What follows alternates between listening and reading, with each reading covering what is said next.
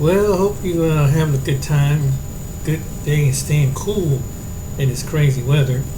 Well, there's a little story I want to show you. A couple of short stories, um, and it's kind of going in a certain direction. I'm going, and I'll get back to you. When this man's wife gave birth to a black baby, he dumped her in the most cruel way. 20 years later, something unbelievable happened. Welcome to Amazing Truth Channel. Do not forget to subscribe and activate the bell button to receive all new. Now go to the story. Anna shook conf fear as Jeff walked menacingly towards her. She tightened her hold around the baby sleeping peacefully in her arms. Tears streamed down her face as dread filled the pit of her belly. "Who's the father of that thing?" Jeff bellowed as he drew closer, his eyeballs blazing with fury. For fear of his anger, Anna only whimpered and didn't utter a thing. "Answer me!" he roared, this time hitting his fists on the wall where she rested. Her fears heightened, causing her to jerk as she shivered.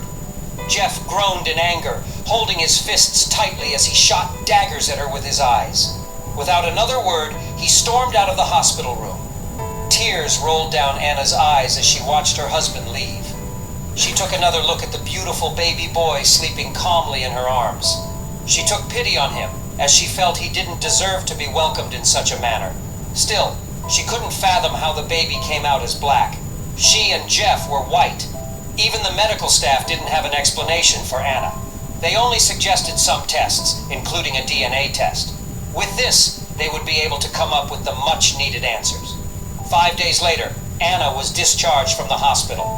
Throughout her stay at the hospital, Jeff never called or came around to check on her, and Anna was more than disappointed in Jeff.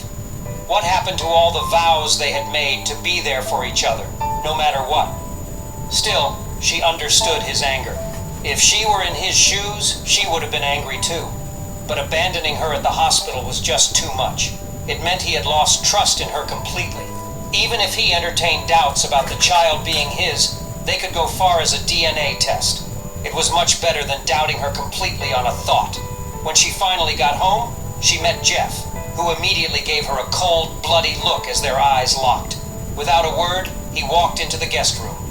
Anna sighed and entered their room a few minutes later after she had fed her baby and made sure he was fast asleep. She decided to confront her husband. Jeff looked up in shock when Anna entered the guest room.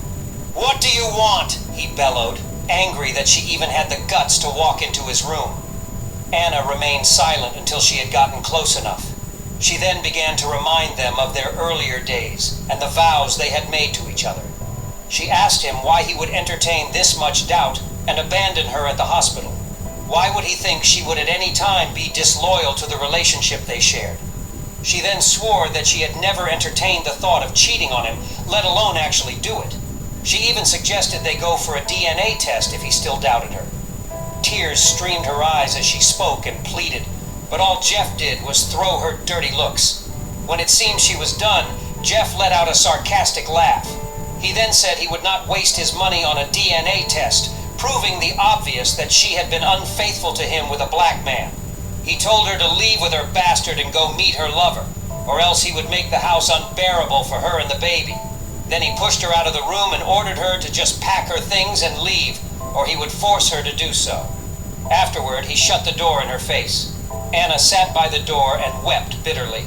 She continued to bang on the door, begging Jeff to believe her, but he remained deaf to her pleas. The only time he responded was to tell her to leave his place and begin packing her things, or he would do something she would regret. When she got exhausted from pleading and arguing with a rock, she got up and went to her room. She decided to give him some space. She understood Jeff's anger was bad. She didn't want to be a victim of it. Probably he needed more space and time to think through. She decided to give him that. She then called her sister and explained everything to her. That night, her sister drove down to Anna's apartment and helped her pack a few things and some of the baby's. As Anna entered the car with her baby, she looked behind, hoping Jeff would come around, but of course, no one was in sight. Her sister tried to calm her, telling her it would be fine. A few days later, Anna woke up to discover that all the money in the joint account she shared with Jeff had been cleared. She was stunned. Her heart raced, and tears streamed down her face as she kept checking the balance. She couldn't believe what she was seeing. This time around, she damned the consequences and decided to confront Jeff. This was madness. She quickly got dressed and headed down to their matrimonial home. But on getting there, she realized something even worse had happened. The house was empty. All of Jeff's things and all of hers were gone. As if that wasn't enough, all the baby stuff was gone too. Why was Jeff doing this? She kept pondering. Why would he hurt her this much for an accusation he wasn't willing to prove? Did he just enjoy hurting her? Hours went by before Anna eventually got up, wiping her tears. When she saw a piece of paper by the wall, it was a note written by Jeff. She could feel her heart almost popping out of her chest as she read the last words he wrote to her. "My dear Anna, I can't believe you would betray my trust this much. I can't imagine life with you and that bastard, so I think it's better we call it quits. Please don't ever try to reach me. You'll be meeting my lawyer soon." Anna's eyeballs widened as she read through the note, and when the realization of what this meant hit her, she screamed and burst into tears as she fell onto the ground. She cried and wailed. She tried calling him, but of course his line was switched off. She guessed he had blocked her number. She then called her sister and cried bitterly, narrating what she met at home. Her sister, who was at work, had to make an excuse to attend to her. 2 weeks later, Jeff's lawyers came around and handed her the divorce papers to sign.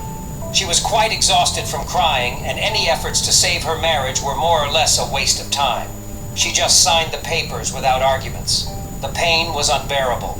She had lost strength from crying, and she was agonizingly bitter. Persist kept cheering her up, telling her that Jeff never deserved her in the first place, that he was gone for good. But nothing her sister did was able to soothe the pain. It was only able to help her stay strong, but she was grateful for her sister. She was always there to cheer and help with the baby. She had also kept her from going into depression.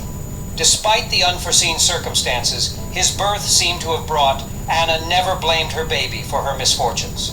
Each time she looked at him, she was grateful to God for the gift of life. She felt nothing but love for her baby and named him Jaden.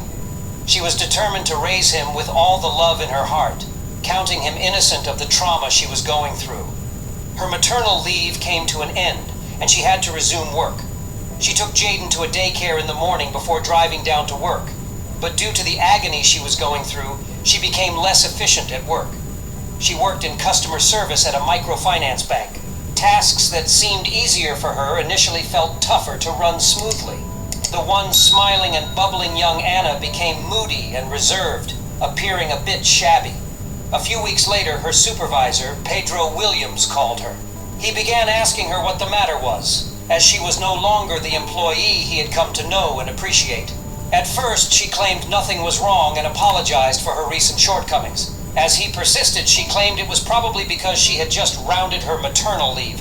It was later she broke into tears and related to her boss the current state of her marriage due to the birth of her baby. Pedro felt sorry for her. He calmed her and encouraged her to remain strong. He told her that it would all make sense in the end. He then embraced her and let her cry on his chest as he patted her back. She was one of his favorite subordinates due to her work ethics and her personality as a whole. It felt unfair to him that someone as grateful as she would be going through this. He then decided to help her heal. Every break period, Pedro would go out with her. Initially, she was hesitant, but his persistence eventually led her to join him for lunch. Over time, this routine helped build an acquaintance between them. During the weekends, Pedro also came around to see her and the baby and asked how they were doing. Sometimes, if he had time on his hands, he would take them out to either see a movie or to enjoy a park or a beach or to a nice restaurant. Sometimes he just drove them around to see and enjoy nature, knowing Anna barely came out after work hours as she would wallow in sorrow. After a few months, Anna did begin to heal. She gradually returned to the cheerful lady she had always been at work. She was most grateful to her boss for helping her get over the hurts her past marriage brought. Pedro was happy for her healing and still kept coming around to check on her progress. It had become kind of a routine between the two of them, and it just went on. Pedro was a widower. His wife had died during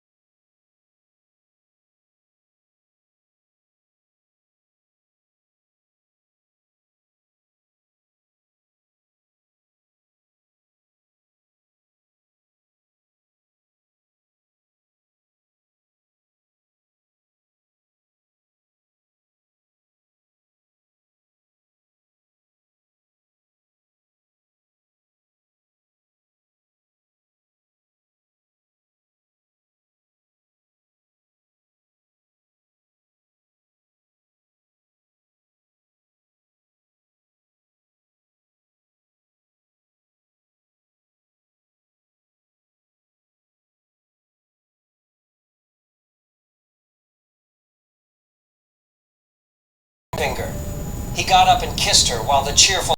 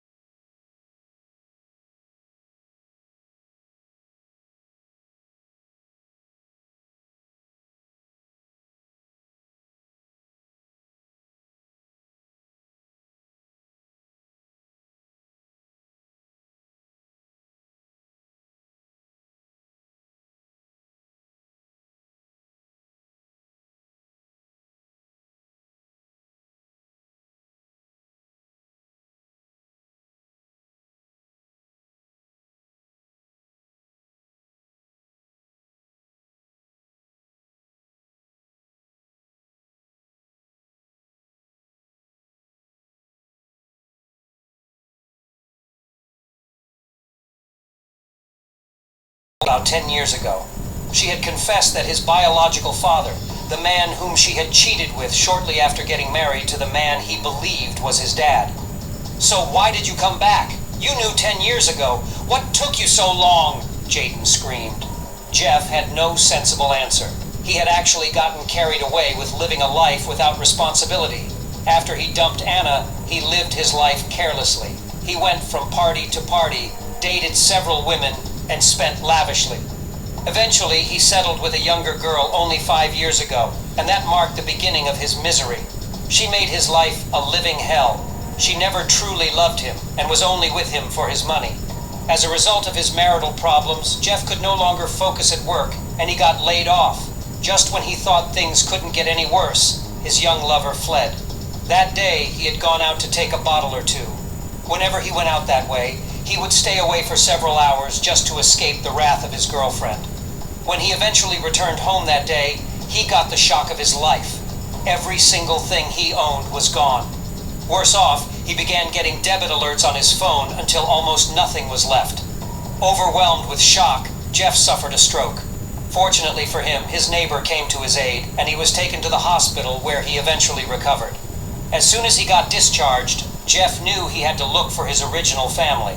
Being treated in such a way made him realize how badly he had treated Anna and his son. He had heard that Anna had remarried, but still believed he stood a chance. After all, she had been madly in love with him back then. How wrong he was. Anna told him that he got no place in their lives and that she revoked his paternity rights years ago. Together, mother and son then screamed at him to leave and never show his face again. Jeff walked away in shame. He later ended up in an old people's home, wishing he could turn back the hands of time and act right. If you've ever been banned from social media before for posting inappropriate content, well, you probably just need to go to a place that has lessons. When a cruel and greedy young woman dumps her husband and their 2 black kids, she believes she is heading for a better life with a rich man. 3 years later, she learns an important lesson and deeply regrets her actions. Sarah gathered up her coat and bag and dashed out of the bank. She told her manager that she needed the afternoon off for a medical appointment, and no questions had been asked. But in truth, Sarah didn't have a medical appointment. She was about to do something truly shocking. All the way home, her mind raced and she had to concentrate to keep her hands from shaking. She had no idea where the sudden nerves had come from, because she had been planning this day for a long time now. When she pulled up outside of her house, the home she'd shared with her husband for the past 8 years, Sarah's body filled with revulsion. How had she ended up with the life she currently had, with a waste of space husband and 2 kids she could barely stand to be around? Storming into the house, Sarah found Mike in the office, where he spent all his days lately. Mike had been searching for a job for 6 months now, and was still out of work. Sarah had reached a breaking point. Being the sole provider for the family was exhausting, and it was time to put an end to it. The life with Mike had been bearable while he was bringing home money, but she wasn't about to give up on the life she'd grown to love while he sat around jobless. When Mike noticed his wife was home early, he greeted her warmly, but was met with a cold stare before Sarah stopped upstairs. Mike didn't think there was anything out of the ordinary, though. Since he'd lost his well-paying accounting job, Sarah's disdain for him seemed to grow and grow. It was like she'd lost all respect for him, and couldn't even be bothered to hide it anymore. Mike was trying his best to find a new job. It was soul-destroying enough being out of work at his age, but his wife's reaction just made him feel even worse about himself. The two barely spoke these days, and when they did, Sarah would always have something cruel to say about his situation. Mike sighed and returned to his job search while he could hear his wife moving about upstairs. There was no point in asking her why she was home early, because he knew she wouldn't answer him. Suddenly he was aware of something being dragged down the stairs, and curiosity got the better of him. He leaned back in his chair to see his wife dragging a large suitcase. He was puzzled to see it, as she'd never mentioned any work trips, let alone trips so long she would need her biggest bag for. Mike stood up and asked Sarah where she was going, but she just blanked him and went back upstairs. 2 minutes later, she returned with a second suitcase. Now Mike had a terrible feeling in the pit of his stomach, so he asked once again what was going on. Sarah looked her husband up and down with a look of disgust on her face. "I'm leaving you," she spat at him. Mike stood with his mouth open in shock, and then told her she couldn't leave like this. What would the kids think? But Sarah's reply chilled him to the bone. "I don't care about you or those black kids of yours. They're not babies anymore. They'll be fine without me." Mike had known things weren't great between them, but he'd never imagined that she would leave or say such cruel things about their kids. He felt like he didn't know the woman standing in front of him anymore. As more bags and boxes were loaded into the car, Mike just felt completely helpless. How could Sarah dump him and their 2 kids so easily? She didn't even look upset. The cruel woman had one more parting blow for her husband, though. As she climbed in her car, she told Mike that she was sick of being the sole provider and him leeching off of her money. She didn't work hard for him to sit at home all day. Before he could defend himself, she slammed the door shut and drove away. Mike watched as the car disappeared down the road. Is that really what she thought of him? Did she not know how hard he tried to get a new job? Heartbroken and defeated, Mike went back inside and up to the bathroom that up until a few moments ago he'd shared with his wife. Closet doors were hanging open and drawers had been rifled through. In packing up her life, Sarah had left behind complete chaos. Mike began to tidy up, feeling numb to the situation, but when he caught sight of their wedding photo on the chest of drawers, he slumped down on the bed and began to cry. Memories of his life with her filled his mind. Mike and Sarah had met at college when he was in his final year and she was in her second. They'd both been studying late one night in the library when he saw her struggling to reach a book on one of the high shelves. She was just about to go in search of a stool to stand on when Mike reached up and pulled the book down for her. With a shy smile, she thanked him and returned to her seat. But Mike couldn't take his eyes off of her, and before he packed up for the night, he slid a note onto her table with his phone number. To his surprise, Sarah messaged him the next day, and soon the pair arranged a first date. When Mike left college, he bagged himself a fantastic job at an accounting firm, and Sarah seemed impressed. Suddenly, he had more money than he'd ever had, and used most of it to spoil his girlfriend. She was still in college and dreamed of the point where she graduated, and could also bag her dream job so they could properly start their lives together. However, things wouldn't go according to Sarah's plan. Upon graduation, Sarah began to apply for hundreds of jobs, but each time she was unsuccessful. Months and months went by with nothing, and soon it became easier for her to rely on Mike's money. When he proposed, Sarah immediately said yes, growing more accustomed to being kept by him. The couple had a simple wedding, and not long after, Sarah fell pregnant. If you're 55 or over, did you know you could leave your loved ones with an inheritance of up to 300? The couple had a simple wedding, and not long after, Sarah fell pregnant. Mike was overjoyed with the news, but Sarah never seemed overly excited. Knowing things would be tough just relying on his wage with a baby on the way, Mike took a second job as a food delivery driver. It was a far cry from his corporate daytime job, but he needed all the money he could get. Sarah had become accustomed to a certain way of life that she didn't seem willing to give up, even with a baby on the way. Sarah gave birth to a boy who they named Seb, and fatherhood just seemed to come naturally to Mike. However, although Sarah was never mean to her child, she wasn't exactly the most loving mother. When Seb was 1, she finally landed a good job in a bank. The young mom seemed relieved that she no longer needed to spend all day looking after her child. With his wife now earning a good wage, Mike felt confident enough to quit his evening job and focus on his accounting career. He was sure with both of them working, everything would be okay between them. And when he landed a job in a huge new firm, it certainly seemed like things were looking up. Mike's salary had almost doubled. After years of being the sole earner, he now had no financial worries at all. Sarah was earning good money, and he was making more than he could imagine. But rather than being sensible, the couple got wrapped up in living a lavish lifestyle. With new cars, trips away with Seb, and big shopping sprees, they lived a comfortable life but had no savings. And this fact would soon catch them out. 2 years after their son was born, Sarah was pregnant again.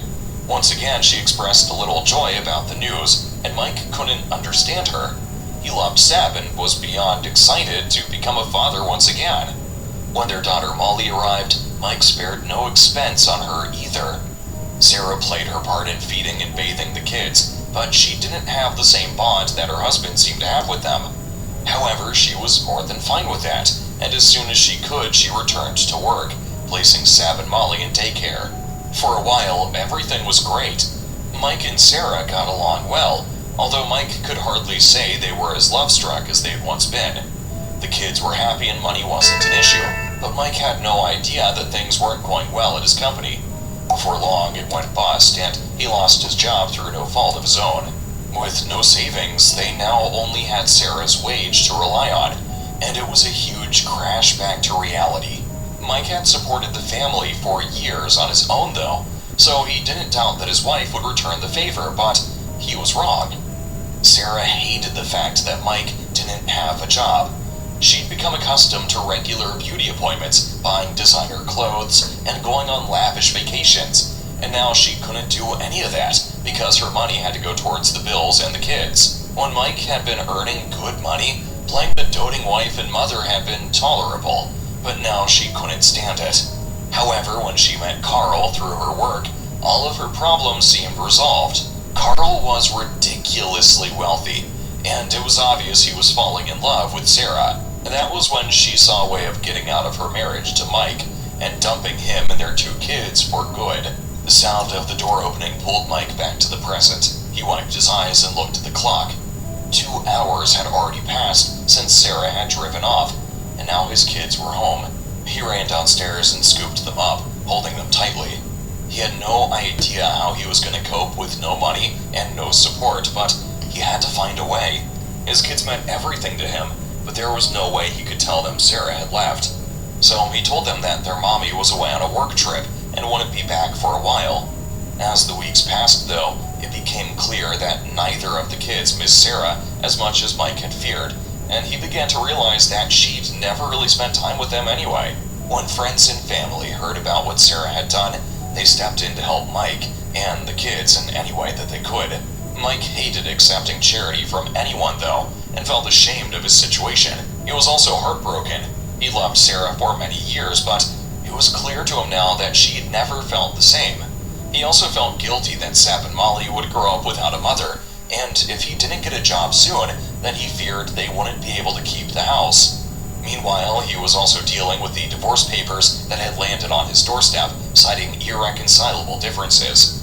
Even though he'd heard that Sarah was already living with another man, he didn't have it in him to put up a fight, though, and signed the papers. After what felt like hundreds of job rejections, Mike heard of a new firm looking for accountants just outside of town. It would be the perfect job if he could just be given a chance. When he secured an interview, it finally felt like a bit of luck was shining on him. However, the interview would turn out to be one of the strangest encounters he'd ever have. Upon entering the interview room, Mike was introduced to the panel who would be screening him. Sat in the middle was the company's CEO, a young black woman named Cassie. Mike was blown away by how beautiful Cassie was, and wasn't sure how he'd be able to get through the interview without staring at her unprofessionally. Somehow he managed it though, and even impressed the whole panel to the point that he was offered the job instantly. He couldn't believe it. The salary on offer was the best he'd ever seen. He immediately accepted the job and couldn't wipe the smile from his face the whole way home. But he also couldn't stop thinking about Cassie. On his first day, she popped into his office and asked if he'd like to go and grab a coffee. She told him that she liked to get to know all of her staff because she wanted everyone to feel comfortable talking to her about anything. At first, on July 1st, 1941, at 2:29 p.m. exactly, Bulletin aired. At first, Mike tried to keep the chat professional, but it soon became clear that Cassie was more interested in his personal life. She asked him if he had a wife and kids, and revealed that she'd been engaged but had lost her partner in a terrible accident 2 years ago. They'd been planning to start a family after they'd gotten married, but never got the chance. Mike felt sorry for the young woman. However, the irony was not lost on him. He had exactly what she missed: 2 motherless children who needed love, and she was a childless mother with lots of love to give. But he knew there was no way he could have a relationship with his boss.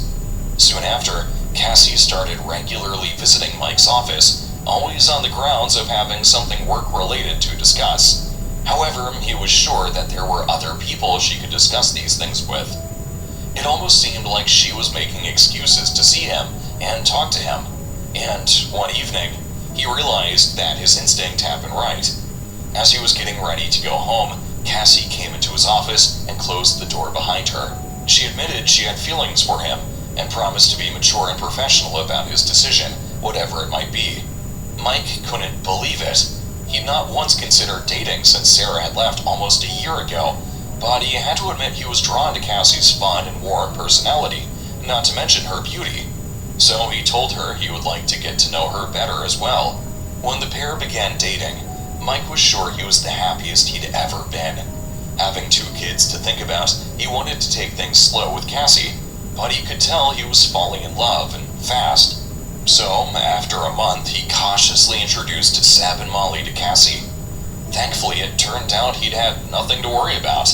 The kids loved Cassie, and she seemed to care for them too. They began to spend more and more time together, and soon they felt like a family. Mike couldn't believe how much his luck had turned around. He had a fantastic job, a wonderful girlfriend, and his kids were happy. Just a year into the relationship, Mike proposed to Cassie. The young CEO couldn't be happier. She would finally have a good man by her side and 2 wonderful children who could fill her heart with love. She might not be their mother, but she would love them all the same. But she was in for a huge surprise. Just before the wedding, Seb and Molly approached Cassie and asked if they could start calling her mom. The young woman was blown away. She'd always wanted to be a mom, and Seb and Molly were amazing. The family finally felt complete, and for a while, life felt like a dream come true. However, Mike should have known, though, that life doesn't always go smoothly. 3 years after she dumped her husband and their kids, Sarah turned up on his doorstep, begging forgiveness, saying she deeply regretted her actions. Although Mike was shocked that Sarah dared to turn up at his home, he wasn't surprised to learn that things with Carl hadn't worked out. Sarah had never moved away, and as such, Mike still heard the occasional thing about her through mutual acquaintances. Carl had seen right through Sarah's intentions to leech off his money, and had mistreated her since day one. Although Mike was sorry that she'd gone through that, he didn't want her anywhere near his family. Sarah was the kind of woman only interested in a man for his money, and Mike had learned that lesson far too late. He knew that she hadn't come back because she missed him or the kids. She simply couldn't stand the fact he'd got a fantastic job, and she wasn't entitled to a penny of his salary. Mike had been blind to Sarah's ways when they were together, but the fact that she hadn't once asked about the kids during her groveling speech spoke volumes to him. She hadn't changed at all. She just wanted her hands on his money. Mike knew that both he and the kids were far better off with Cassie. There was no point in holding any grudges, because he finally had his dream life with Cassie and the kids. But Sarah could not be a part of their lives. She would have to deal with her regret and her actions alone. When Mike told her all of this and closed the door, Sarah was shocked. She'd expected her ex-husband to be the same old pushover, but now she realized that she truly had left behind a good man and forever ruined her relationship with her kids. And she would have to live with that for the rest of her life. Now it's over to you. What do you think of this story? Would you have forgiven Sarah? If you've been waiting to apply for disability benefits, don't. Hi, I'm Sarah, and I'm a lawyer at Atticus.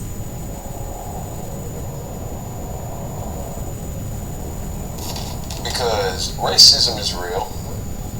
But in order for us to make the next step of racism, we got to do right by ourselves first. But, hold on, but the thing about that, I hear that a lot. Mm-hmm. That's easy to say for somebody who has been illuminated to understand. Most black people look at themselves through the eyes of white people.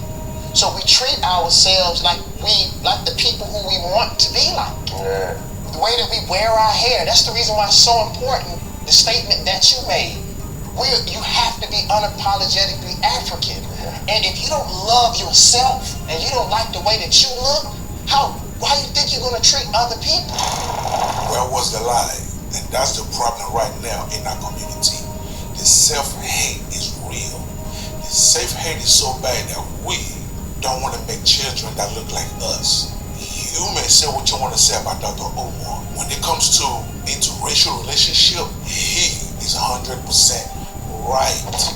I'm not against red women, brown women, or yellow women.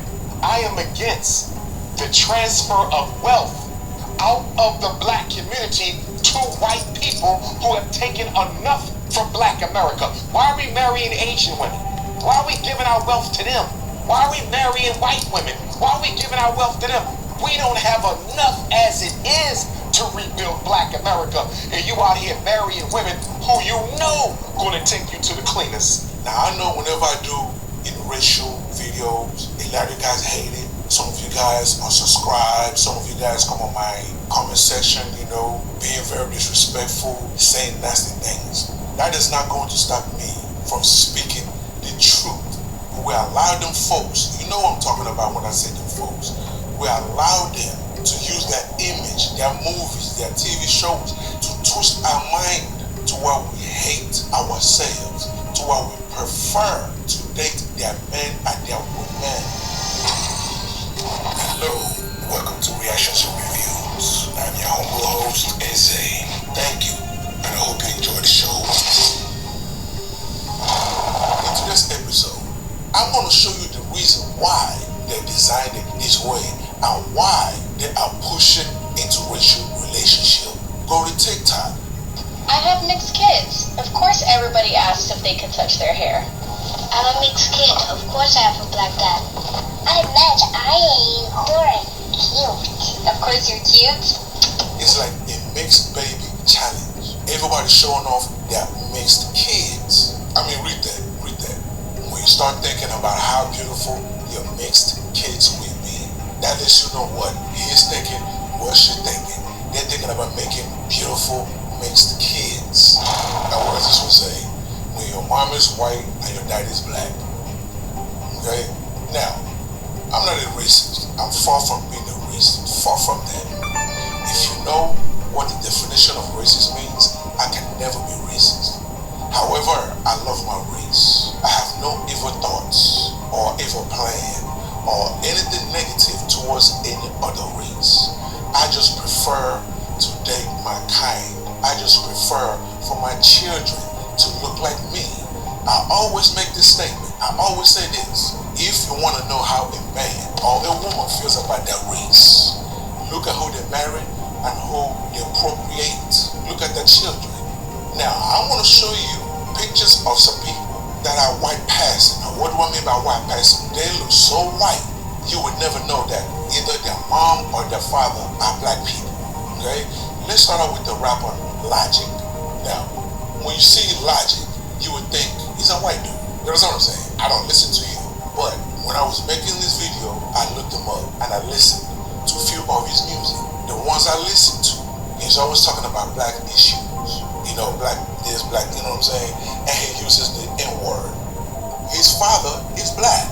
Hey, Daddy, what you got to say to the world? Hey, what's going on? It's time to go night-night. If you had advice for anybody out there, what would it be, Dad? Keep it real. Keep it real on the job, nigga. You already know what it is. But keeping it real goes wrong. You're in a hell of a lot of trouble. Say what? The fuck? That's a Chappelle. But looking at him, you would not know that. He makes it clear in the songs that I listen to that he is half black and half white. And what do a lot of people like him do? Even though he's claiming he's rapping black, he's making money for rap, making money for black people. But what do guys like him, what do? They always marry a white woman. His first wife was white. He divorced her. And guess what? His second wife is also white. And what do? They made white babies. You understand what I'm saying? They made white babies.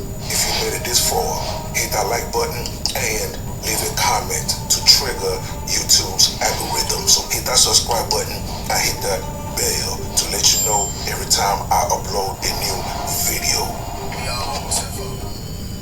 I wanted to be in charge, and I was. I started taking the pill 2 decades ago so that I could... Basketball team. This is the kind of black person or mixed child that white America wants. And that is why they are pushing interracial relationship because of this. The second one, there's a very popular rock and roll group called Fallout. When you look at all these guys, there's 4 of them. There's 4 of them in the group. When you look at them, what do you see? You see your typical white dudes in a rock band, right? Well, guess what? One of them is black. And looking at these pictures, you cannot tell which one is half black. But however, Pete Wentz, if I'm pronouncing it correctly, Pete Wentz has a black mother. His mother is from Jamaica. She's a Jamaican woman that married a white dude. When you're looking at Pete, he's a typical white dude. And who was he dating? A white woman. That's all he dates. His next woman that he made babies with, I guess what? White woman, and they made white babies. Do you understand what I'm saying? Let's go to the next person. We all remember him from the very popular TV show, Prison Break. When you're looking at him, what do you see? You see a white dude, right? Look at his eyes. Look at his hair. But his father is a black man. And look at who he's holding. One of the grandbabies. And what does that grandbaby look like? A white little girl.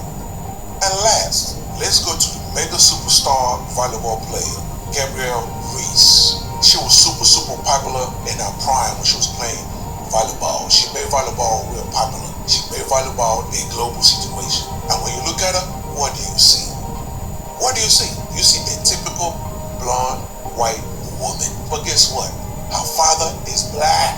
Her father is from Trinidad. But I think he passed. And who did she marry? She married a white man. And what did they procreate? They procreated your typical white family. Looking at her, you will not know she is half black. You see, that's what I'm saying. This is why they keep using Hollywood to push and market and promote and make interracial dating glamorous. And what do? Us black people, what do? We fell trapped to that. We, black people, we date outside our race more than every other race on the planet combined. We did outside our race more than them combined. Ladies and gentlemen, that's a sickness. That's an illness. That means we hate ourselves. Let that sink in. We hate ourselves so much that we prefer we be with other race of people so we can make kids that don't look like us, that looks like them. Ladies and gentlemen, that is a problem. And for those of you that watch this video and get mad and want to unsubscribe, come on my comment section and say the dumbest things, let me say this to y'all in advance. Fuck you and fuck your comments. I don't need your stupid ass comments. If you want to unsubscribe, bye-bye. That means this channel was not for you. Now, what do you guys think? Do you agree or do you disagree? Either way, leave your comments below so we can start this conversation. Until the next video, stay safe in these streets. Wow, that's really wow, that's really different. Uh, um,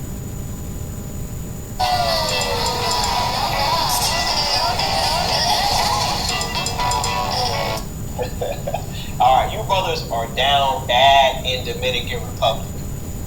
Alright, there is a huge difference in what Brad gets in the Dominican Republic versus you. Alright, all of this game y'all be talking, y'all be running, I be running game, I be running game, I be running game. Look, we're gonna show you, I'm gonna show you right here what the game is. Alright, so first, this is what the quality of Brad is getting in Dominican Republic. This is what Brad gets. And we can see Brad is here. Okay, look at Brad. Brad has him a baddie from the Dominican Republic. Okay? And I ain't seen none of you bros pull anything of this quality in Dominican Republic. Look at that. This is for sure a little photo. He took her to Bali, Indonesia. And this is an older Brad. This is like a 50-year-old Brad. In the comment section, people are going crazy. This is a quality Brad gets. Alright? And I'll guarantee you, Brad didn't approach her running any game. He came with the paper. Brad has a business. Brad is a CEO. Brad is doing big things. Right? It costs to be the boss.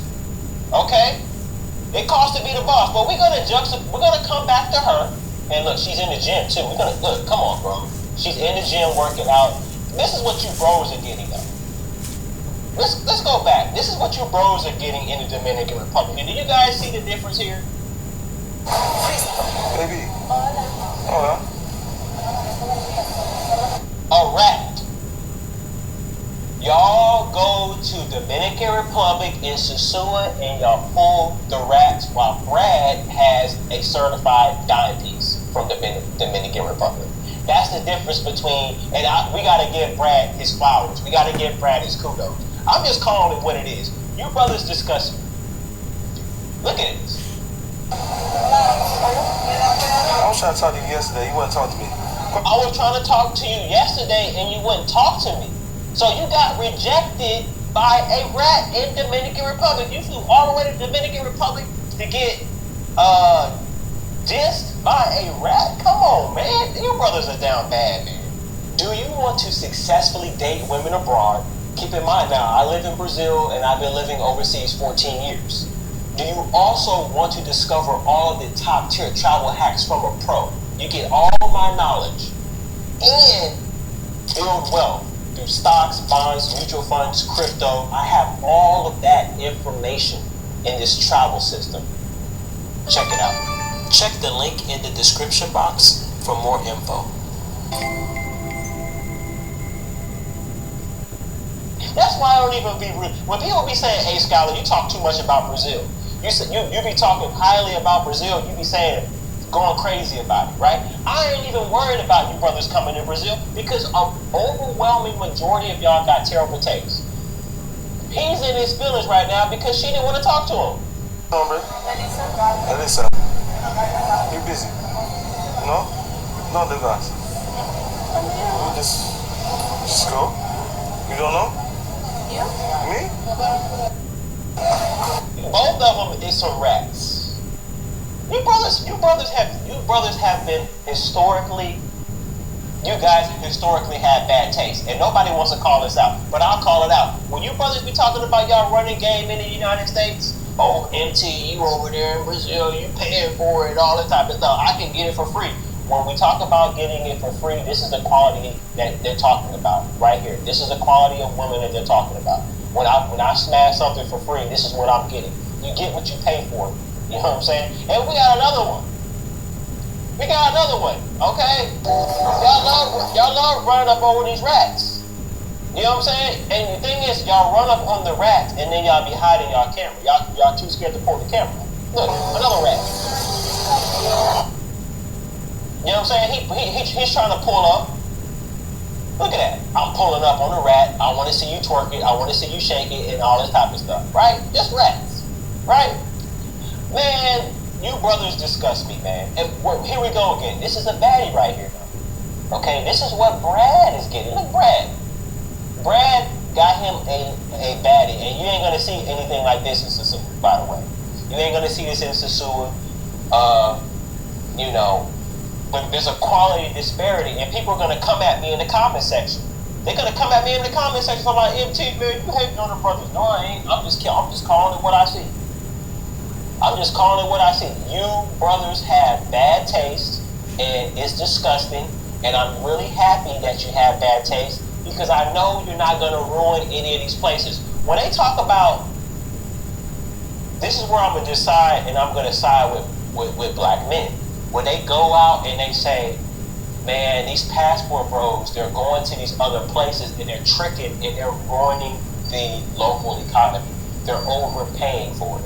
Remember, that is the common theme in places like Colombia, Cartagena, Medellin, Dominican Republic, Punta Cana, Santo Domingo. They even talk about it in Thailand. They even have small talks about Brazil. If these black men, they go and they trick overseas, okay? But the question that you have to ask yourself is, okay, who are they tricking?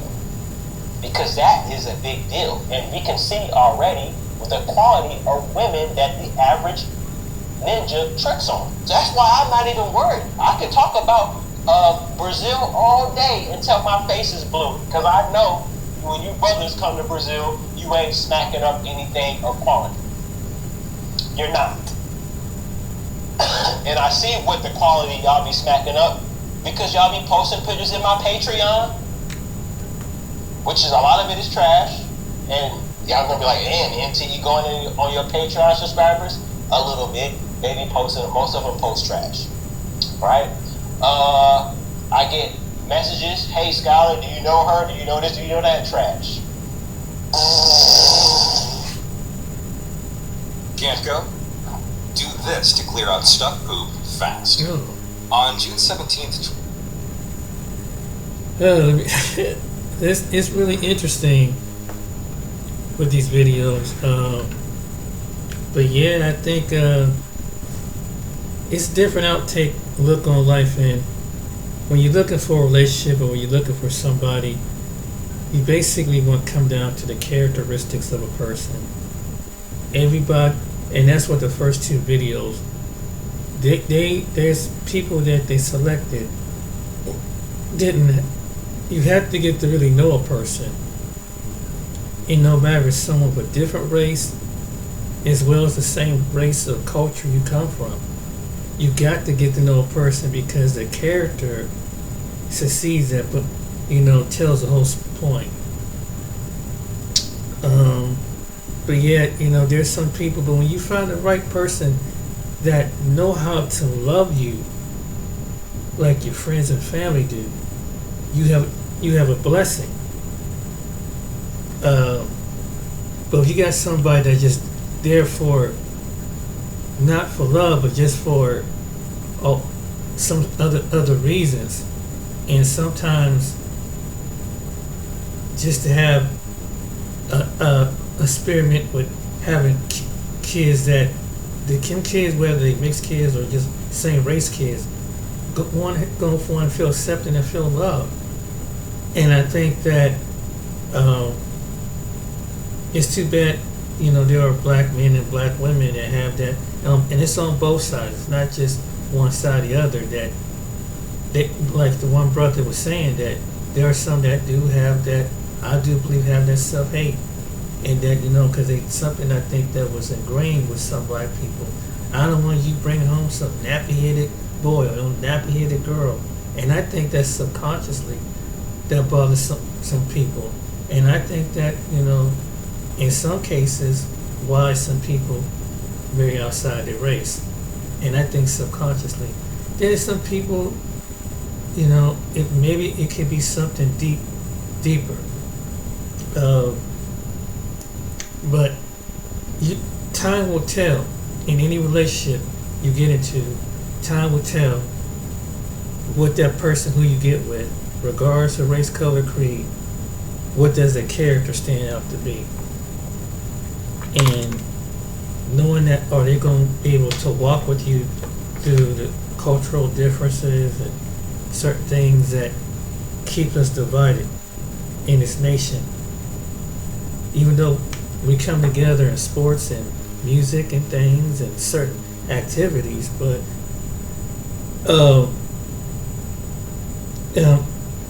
the time will test itself. Relationship, friendships, and everything.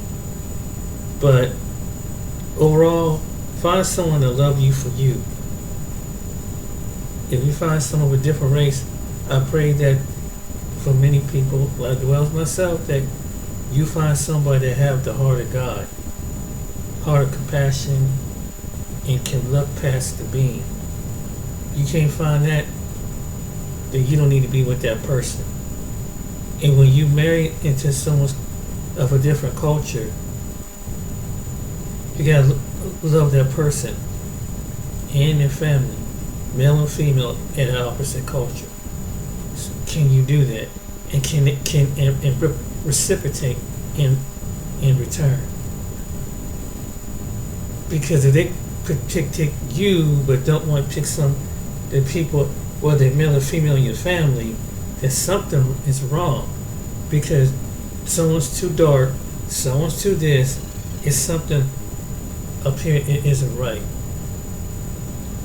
So the moral of the story is, make sure you get involved with anybody. Make sure they have the heart of God.